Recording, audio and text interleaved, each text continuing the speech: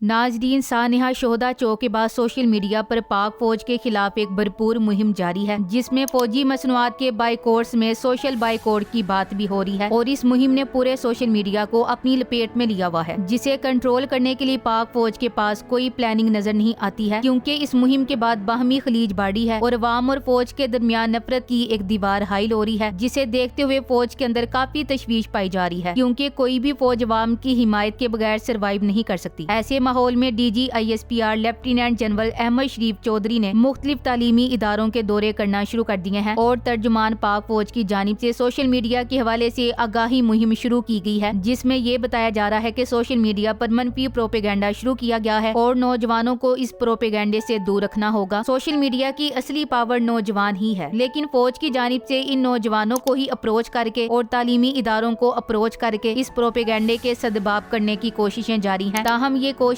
कोई ज्यादा मौसर साबित नहीं हो रही हैं, क्योंकि तालीमी इदारों में मौजूद नौजवानों की जानिब से तर्जुमान पाक फौज से सख्त सवालात किए जा रहे हैं और सानहा शोहदा चौक समेत मुल्की मामलात में फौजी मुदाखलत को कड़ी तनकीद का निशाना बनाया जा रहा है। मसलन तर्जुमान पाक फौज का हालिया दौरा इसी तरह के रद्दमल का शिकार हुआ है। सोशल मीडिया के मनफी पहलुओं पर रोशनी के उन्वान से DGISPR लेफ्टिनेंट जनरल अहमद शरीफ चौधरी ने इस्लामाबाद में नम्मल यूनिवर्सिटी के तुलबा से तफसीली नशिस्त की। मनफी प्रोपेगेंडे के असरात और सोशल मीडिया के मौसर इस्तेमाल पर बात की गई। ताहम तुलबा की जानिब से इस पे तर्जुमान पाक फौज से काफी सख्त सवालात किए गए हैं। सहाफी आमिर सईद अब्बासी ने इस हवाले से एक वाकया बयान किया है और अपने समाजी राब्ते की वेबसाइट ट्विटर पर एक पोस्ट की है, जिसमें वो लिखते हैं कि यूनिवर्सिटी के एक तालिबे इल्म ने DGISPR से सवाल किया कि क्या सवाल करने पर मैं उठाया तो नहीं जाऊंगा। DG ने इस्तफसार किया कि क्या आप किसी ऐसे शख्स को जानते हैं कि जिसे उठाया गया हो। तालिबे इल्म ने कहा, जी हाँ। कुछ तुलबा से कहा गया, अभी आप कम उम्र हैं, आपको तारीख का सही इल्म नहीं। नाजरीन, आमिर सईद अब्बासी समेत मुख्तलिफ सोर्सेज के जरिए तालीमी इदारों के अंदर से जो खबरें आ रही हैं, इससे यही अंदाजा लगाया जा रहा है कि नौजवान पाक फौज की जानिब से दिए जाने वाले बयानिए पर यकीन करने के लिए तैयार नहीं है और इनके पास ऐसे सवालात हैं कि जो इस बयानिए को तहस नहस कर रहे हैं और तर्जुमान पाक फौज के पास भी इन सवालात के जवाबात नहीं है। नौजवान नस्ल के अंदर शऊर आ चुका है और शऊर की ये फसल अब बढ़ती ही जा रही है। तालीमी इदारों में इससे कबल ये बात की जाती थी कि बच्चे गैर सियासी होते हैं, लेकिन अब पूरे मुल्क की तरह तालीमी इदारों में भी कौमी सतह पर होने वाली तब्दीलियों के रुझानात पर डिस्कशन होती नजर आती है और जब तर्जुमान पाक फौज की जानिब से इन नौजवानों को अप्रोच किया जाता है तो वो बगैर किसी डर और खौफ के सख्त सवालात करते पाए जाते हैं। सोशल मीडिया ने एक बहुत बड़ी तब्दीली को जन्म दिया है, जिसमें एक जानिब रिवायती फौज है जबकि दूसरी जानिब सोशल मीडिया के ये नौजवान हैं जो दुनिया भर के हालात से बाखबर भी हैं और आम लोगों के साथ जुड़े हुए भी हैं और आम लोगों की नफ्सियात से भी अच्छी तरह वाकिफ हैं। लिहाजा इनकी जानिब से जब कोई बयानिया बनाया जाता है तो वो आम लोगों की सोच और नफ्सियात को मद्देनजर रखकर फैलाया जाता है, जो ज्यादा कामयाबी हासिल करता है। जबकि दूसरी जानिब पाक फौज के ऑफिसर्स आम पब्लिक के अंदर नहीं होते और ना ही उन्हें आम लोगों के रुझानात का ज्यादा अंदाजा होता है। लिहाजा जब वो बंद कमरों के अंदर अपनी पॉलिसियां बनाते हैं तो वो उनकी इदारा जाती पॉलिसियां होती हैं। यही वजह है कि पिछले 2.5 सालों में पाक फौज की तमाम पॉलिसियों पर अवाम की जानिब से मुसलसल तनकीदी सामने आई है और यूं अवाम और फौज के दरमियान फासले बढ़ते जा रहे हैं। आजकल हर नौजवान के हाथ में मोबाइल है और हर कोई सोशल मीडिया पर चलने वाले ट्रेंड्स देख रहा है। लिहाजा 2.5 साल के वाकयात का तसलसल देखा जाए तो ये नौजवान ये जान चुके हैं कि पाकिस्तान में सियासी जमातों को कहां से कंट्रोल किया जाता है और पाकिस्तान में मुंतखब हुकूमतों को किस तरह गिराया जाता है। इमरान खान ने इस शऊर की सतह को बुलंद करने में कलीदी किरदार अदा किया है और उन्होंने अमरीकी साइफर को बुनियाद बनाकर कौम के अंदर इस बयानिए को मजबूत किया कि अमरीकी हुकूम पर पाकिस्तान में अवाम के मुंतखब करदा हुकूमत को गिराया जा रहा है और फिर इमरान खान की बात दुरुस्त भी साबित हुई और बाद में ये भी साबित हुआ कि इमरान खान साइफर के मुतालिक 100% सच्ची और दुरुस्त बात कर रहे थे और कौम के सामने ये बात भी आई कि ये पहला धमकी आमेज साइफर नहीं था, बल्कि इससे पहले भी पाकिस्तानी हुकूमतों में अमरीका की बराह रास्त मुदाखलत देखी गई है और ये आम रिवाज बन चुका है। माजी में पाक फौज की पाकिस्तानी सियासत के अंदर मुदाखलत और अमरीका के साथ ताल्लुकात और अमरीकी मफादात के तहफ़्फ़ुज़ के हवाले से जितनी भी किताबें लिखी गई या जितनी भी बातें हुई हैं, इस पर नौजवान नस्ल ने एतमाद नहीं किया। लेकिन मौजूदा दौर में अपनी आंखों के सामने आने वाले शवाहिद और हक़ाइक़ की रोशनी में नौजवान अब इस हकीकत पर कायल हो रहे हैं और यही वजह है कि पिछले 2.5 सालों के वाकयात को वो बार बार देख रहे हैं और बार बार मुल्क की सबसे बड़ी और मकबूल सियासी जमात को कुचलने की कोशिशों को देखा जा रहा है। इन नौजवानों के गली मोहल्लों में, इनके दोस्तों में, इनके रिश्तेदारों में जो सोच परवान चढ़ी है वो इनके अंदर भी पिनपरी है। इनकी आंखों के सामने भी कई शरीफ लोगों के घरों में छापे मारे गए, कई घरों की चादर और चार दीवारी के तकद्दुस की पामालियां हुई, कई खवातीन और बच्चों को हिरासा किया गया और मुल्क में जुल्म जबर صبر اور پستایت کا جو ماحول بنا اس کے یہ نوجوان عینی شاہد ہیں، لہٰذا انہیں کتابی باتوں سے قائل نہیں کیا جا سکتا اور نہ ہی جمہوریت کو کمزور کر کے اور ملک کو عدم استحکام کا شکار کر کے اسے ملکی سلامتی کے ساتھ جوڑا جا سکتا ہے۔ نوجوان اب سوال کر رہے ہیں کہ پاک فوج ملک کی داخلی سرحدوں اور نظریاتی سرحدوں کی محافظ قرار دی جاتی ہے، لیکن جب امریکہ کی جانب سے پاکستان کی منتخب حکومت کو گرانے کی باری آئی تو جنرل باجوہ نے پاکستان کی خود مختاری اور قومی سلامتی کا تحفظ کرنے کی بجائے ان تمام جماعتوں کا ساتھ دیا جنہوں نے ملک میں اربوں کی چوریاں کی ہوئی ہیں اور جن کی کرپشن کی داستانیں پوری دنیا میں پھیلی ہوئی ہیں۔ یہی وجہ ہے کہ نوجوانوں کا پہلا بنیادی سوال یہی نظر آیا کہ فوج نے کس طرح ملک کی مفادات کا تحفظ کیا ہے، جبکہ انہوں نے تو عوام کی منتخب کردہ حکومت کو گرا کر لٹیروں کو قوم پر مسلط کیا ہے، اور اس سوال کا جواب ترجمان پاک فوج کے پاس نہیں ہے۔ تسلسل سے کیے جانے والا ایک اور سوال جس کا سامنا پاک فوج کو ہر جگہ کرنا پڑ رہا ہے وہ یہ ہے کہ جب کروڑوں لوگوں نے اپنی پسندیدہ سیاسی جماعت کو ووٹ دیا تھا تو فوج نے کیوں عوامی ووٹ کو اپنے بوٹوں تلے کچل کر فارم 47 سے ایجاد کیے اور جمہوریت کو ختم کرتے ہوئے ملک پر کٹ پتلی حکومت کو مسلط کیا گیا جس کے پاس نہ تو اختیارات ہیں اور نہ ہی فیصلہ لینے کی صلاحیت ہے۔ نوجوان یہ تو تسلیم کرنے کو تیار نہیں ہے کہ پاکستان جمہوریت کے بغیر زیادہ ترقی کر سکتا ہے، کیونکہ وہ جانتے ہیں کہ جمہور کو دبا کر کوئی بھی ملک ترقی نہیں کر سکتا، اور جس وقت ملک کی سب سے بڑی اور مقبول سیاسی جماعت کے خلاف طاقت کا وحشیانہ استعمال ہوتا ہے تو پھر ملک قائم نہیں رہتا۔ نوجوانوں کے پاس بنگلہ دیش کی مثال موجود ہے جہاں اسی طرح کی پالیسیاں قائم کی گئیں اور انہی پالیسیوں کے تسلسل کی وجہ سے بنگالی قوم نے پاکستان سے آزادی حاصل کی، لہٰذا یہ طالب علم تاریخ کو بھی جانتے ہیں اور موجودہ حالات کو بھی اچھی طرح سمجھ رہے ہیں، لہٰذا یہ جب مشرقی پاکستان اور مغربی پاکستان کے حالات کا موازنہ کرتے ہیں تو انہیں ایسا لگتا ہے کہ اس سے بھی بدتر حالات موجودہ پاکستان میں پیدا کر دیے گئے ہیں اور ان کے نتائج پاکستان کی تباہی کی صورت میں نکل رہے ہیں۔ رجیم چینج آپریشن کی سب سے بڑی ناکامی یہ ہے کہ مستحکم معیشت تباہی کی جانب گامزن ہوئی، اور چونکہ ہر شخص ملکی معیشت کے ساتھ جڑا ہوا ہے اور ملک کی معیشت میں ہونے والی تبدیلی اس کی ذاتی زندگی پر اثر انداز ہوتی ہے، لہٰذا جب ملک ڈیفالٹ کے دہانے پر کھڑا ہے تو ہر شخص اس سے متاثر ہو رہا ہے، اور یہ نوجوان بھی پاک فوج کے ترجمان سے یہ سخت سوالات پوچھتے ہوئے نظر آتے ہیں کہ آپ کا کام تو ملک کی حفاظت ہے تو پھر آپ معیشت کو کیوں کنٹرول کر رہے ہیں، اور آپ نے ایک مستحکم معیشت کو ختم کر کے پاکستان میں عدم استحکام پیدا کیا اور اس سیاسی عدم استحکام کی بدولت پاکستان معاشی تباہی کا شکار ہوا۔ اگر ترجمان پاک فوجی کہتے ہیں کہ وہ معیشت کی بہتری کے لیے پلاننگ کر رہے ہیں تو ان نوجوانوں کا جواب ہوتا ہے کہ یہ تو آپ کا کام ہی نہیں ہے اور آپ آئین سے بالاتر ہو کر معیشت کو کیسے کنٹرول کر سکتے ہیں۔ موجودہ دور میں سب سے سخت رد عمل شہداء چوک میں نہتے اور پرامن مظاہرین پر چلنے والی گولیوں کے حوالے سے ہے، جس کا کوئی بھی جواز فراہم نہیں کیا جا سکتا، کیونکہ پوری قوم جانتی ہے کہ یہ نہتے اور پرامن لوگ تھے اور یہ حملہ کرنے نہیں آئے تھے بلکہ پرامن انداز میں احتجاج کرنے کے لیے آئے تھے۔ یہ سینکڑوں کلومیٹر کا سفر طے کر کے شہداء چوک پہنچے تھے، لیکن ان کے ہاتھوں کہیں بھی کوئی نقصان نہیں ہوا، تو پھر شہداء چوک میں پرامن بیٹھنے پر رات کے اندھیرے میں ان کے خلاف ایسا آپریشن کیوں کیا گیا جیسے وہ اس ملک کے دہشت گرد ہیں۔ Thanks for watching. اللہ حافظ۔